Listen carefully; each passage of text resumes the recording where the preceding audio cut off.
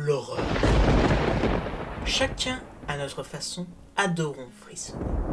Un plaisir malsain, mais tellement humain. Nous jugeons des œuvres sur ce qu'elles nous font ressentir. Mais comment juger une œuvre qui nous tétanise? Comment juger une œuvre qui nous terrorise? Comment juger l'effroi? Pinocchio. Sorti en 1940, ce film est un choc. Avant ce film sortaient Blanche-Neige et les Sept Nains. Plus mignon, plus doux, plus léger. Ce serait oublier l'effroi qu'elle nous a procuré. Blanche-Neige était douce, oui. Mais Pinocchio, lui, a quelque chose de frustrant. Mise en contexte. À un moment du film, Pinocchio joue au billard avec un jeune garçon nommé Crapule. Après qu'il ait mis dehors Jiminy Cricket, il continue à boire et à fumer. Mais vient un premier événement, des oreilles.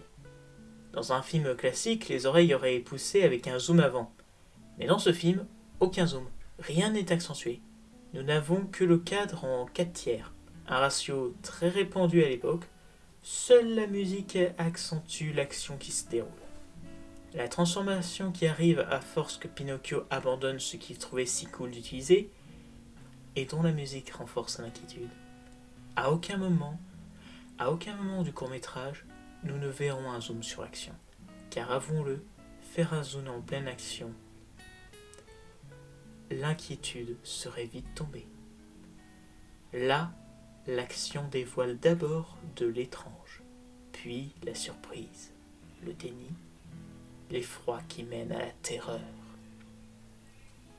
Durant la séquence, nous n'avions connu Crapule comme un gars qui serait à l'inverse de Pinocchio, son parfait opposé. Mais un opposé attrayant du point de vue Pinocchio. Il est cool, décontracté et assurant. Mais ce n'est qu'une façade, un simple garçon qui n'a pas été bien éduqué. Il n'est pas question d'antagoniser ce personnage, mais de lui montrer une punition trop injuste pour lui. Montrer que même l'enfant le plus mal élevé ne mérite pas toute cette peine. En une scène forte, Crapule passe de mauvaise graine à victime. Victime d'un trafic, victime de ses péchés. Et en une ombre, l'effroi installé s'intensifie. Pinocchio, face à tout cela, ne peut que s'enfuir. Et cette fuite le conduit à plonger. Plonger dans une mer sombre. Aucune résolution, aucun soulagement, seulement Pinocchio ayant fui une punition qui était trop lourde pour lui. Aucune résolution ne sera faite.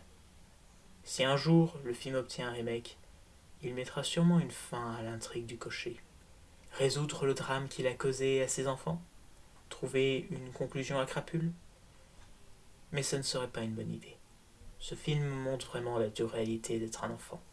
Un enfant qui ne peut pas vivre sans une attache paternelle forte. La conscience que possède Pinocchio a toujours été avec lui depuis son réveil de Geppetto. Pour ne pas dire qu'il vivait complètement avec Geppetto. Un modèle d'homme qui a toujours été doux, même quand Pinocchio faisait des bêtises. Geppetto n'a jamais été en colère, seulement inquiet, triste, désespéré ou joyeux.